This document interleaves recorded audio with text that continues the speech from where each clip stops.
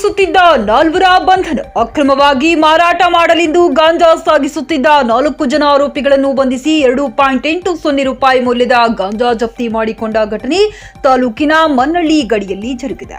ಬಸವಕಲ್ಯಾಣ ತಾಲೂಕಿನ ಚಂಡಕಾಪುರ ನಿವಾಸಿ ಶ್ಯಾಮ ಲಕ್ಷ್ಮಣ್, ಕಾಂಬ್ಳೆವಾಡಿ ನಿವಾಸಿ ಸೋಮನಾಥ್ ಗೋವಿಂದ್, ದಾಕ್ಟೇವಾಡಿ ನಿವಾಸಿಗಳಾದ ವಿಜಯ್ ಕುಮಾರ್ ದಿಗಂಬರ್ ಹಾಗೂ ಬಳಿರಾಮ ಶಿವಾಜಿ ಬಂಧಿತ ಆರೋಪಿಗಳಾಗಿದ್ದಾರೆ.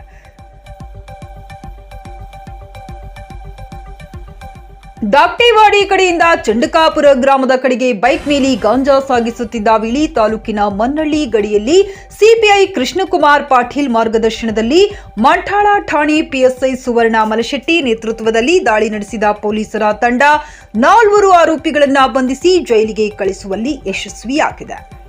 ಬಂಧಿತ ಆರೋಪಿಗಳಿಂದ 2.80 ಲಕ್ಷ ರೂಪಾಯಿ ಮೌಲ್ಯದ 5.6 ಕೆಜಿ ಗಾಂಜಾ ಜಪ್ತಿ ಮಾಡಿಕೊಳ್ಳಲಾಗಿದೆ. ಈ ಕುರಿತು ಮಂಠಾಳ ಪೊಲೀಸ್ ಠಾಣೆಯಲ್ಲಿ ಪ್ರಕರಣ ದಾಖಲಾಗಿದ್ದು ತನಿಖೆ ಮುಂದುವರೆದಿದೆ. ಸುಪ್ರಭಾತ ನ್ಯೂಸ್, ಬಸವಕಲ್ಯಾಣ.